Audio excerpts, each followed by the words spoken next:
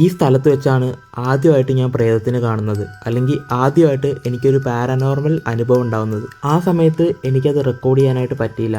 ഇന്ന് നമ്മൾ ഒന്നുകൂടെ ഇവിടെ വന്നാൽ ഒന്നുകൂടെ നമ്മൾ പ്രേതത്തിനെ കാണുവാണെങ്കിൽ, അല്ലെങ്കിൽ പാരനോർമലായിട്ട് എന്തെങ്കിലും ഒരു സംഭവം നമുക്ക് അനുഭവപ്പെടുവാണെങ്കിൽ അത് നിങ്ങളെ കൂടെ കാണിക്കാമല്ലോ എന്ന് വിചാരിച്ചിട്ടാണ് ഒന്നുകൂടെ ഞാൻ ഈ ഒരു സ്ഥലത്ത് വന്നത്. നമ്മുടെ കയ്യിൽ EVP ഡിറ്റക്ടർ ഉണ്ട്, അത് വെച്ച് നമ്മൾ കണ്ടുപിടിക്കാനായിട്ട് പോവുകയാണ്. ഞാൻ നിങ്ങൾക്ക് വേണ്ടി ഇത്ര റിസ്ക് എടുക്കുന്നതല്ലേ, പറ്റുവാണെങ്കിൽ ആ ഫോളോ ബട്ടൺ ഒന്ന് ഞെക്കിയേക്കുക, അത് ഒരു വെളിച്ചമായി മാറും. ഈ ഒരു സ്ഥലത്ത് പ്രേതമുണ്ട് എന്നാണ് എല്ലാവരും പറയുന്നത്. അതുകൊണ്ടാണ് നമ്മൾ ഇവിടെ തന്നെ വരാമെന്ന് തീരുമാനിച്ചത്. നമ്മുടെ അടുത്ത് ഏതെങ്കിലും പ്രേതത്തിൻ്റെ പ്രസൻസ് ഉണ്ടെങ്കിൽ, അല്ലെങ്കിൽ ഏതെങ്കിലും ഒരു പ്രേതം നമ്മളായിട്ട് കമ്മ്യൂണിക്കേറ്റ് ചെയ്യാൻ ശ്രമിക്കുന്നുണ്ടെങ്കിൽ ഈ ഒരു EVP ഡിറ്റക്ടർ വെച്ച് നമുക്കത് ട്രാക്ക് ചെയ്യാൻ പറ്റുന്നതായിരിക്കും. ഇതുവരെ നമുക്ക് ഒരു പാരനോർമൽ ആക്ടിവിറ്റീസും ഡിറ്റക്ട് ചെയ്തിട്ടില്ല. ഇപ്പോഴും നല്ല രീതിക്ക് അവിടുന്ന് ഇവിടുന്നൊക്കെ ഹൗളിംഗ് സൗണ്ടുകൾ കേൾക്കുന്നുണ്ട്, അതല്ലാതെ വേറെ ഒന്നുമില്ല.